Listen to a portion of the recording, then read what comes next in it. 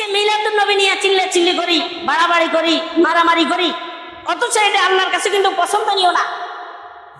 আল্লাহর কাছে বাড়াবাড়ি, ছাড়াছাড়ি কোনোটাই গ্রহণযোগ্য না।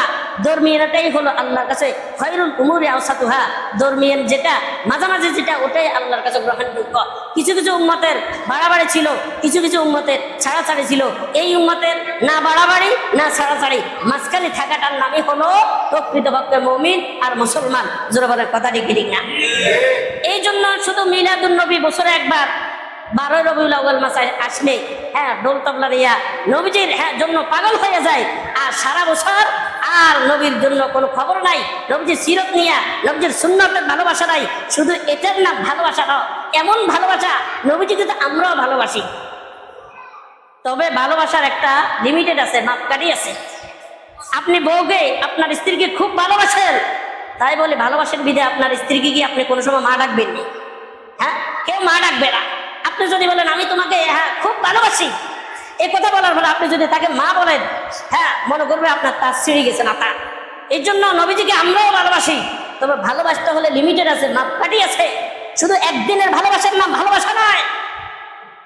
নবীজি বলেন আমি আমার জন্মবার্ষিকী পালন করেছি কিভাবে? তারিখ দিন নির্দিষ্ট করে নবীজি এটা পালন করেছেন। প্রত্যেক সোমবারে, বৃহস্পতিবারে আমার আপনার নবীজি রোজা রাখিয়া উনার জন্ম তারিখ পালন করছে। জোরে বলেন সুবহানাল্লাহ। কিন্তু যারা আশিক রাসূল দাবি করে তারা কয়দিন রোজা রাখছে? নবীজি বলেন আমি সোমবারে কয়েকটা কারণে রোজা রাখি। এক নম্বর হলো আমাকে দুনিয়াতে পাঠানো হয়েছে সোমবারে, আরেকটা কারণ হলো ওহী নাযিল হয়েছে সোমবারে, এই জন্য আমি সোমবারে রোজা রাখি। আরেকটা কারণ হলো সোমবার আর বৃহস্পতিবারে এই উম্মতের আমল আল্লাহর দরবারে পৌঁছানো হয়। আমি নবী চাই আমার আমল না যাতে করে রোজা অবস্থায় পৌঁছানো হয়। জোরে বলেন সুবহানাল্লাহ। এই জন্য মুহতারাম হাজরিন, আমার নবীজি দুনিয়াতে 63 বছর ছিল। এটাকে দুই ভাগে ভাগ করা হয়েছে, একটা হলো নবুয়তের আগে, আরেকটা হলো নবুয়তের পরে।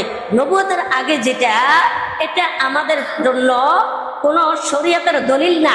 এই উম্মতের জন্য এটা কোনো শরীয়তের দলিল না। এই উম্মতের জন্য এটা শরীয়তের কোনো বিধিবিধানও না। এটার দলিল হলো নবীজি নবী হওয়ার দলিল। জোরে বলেন সুবহানাল্লাহ।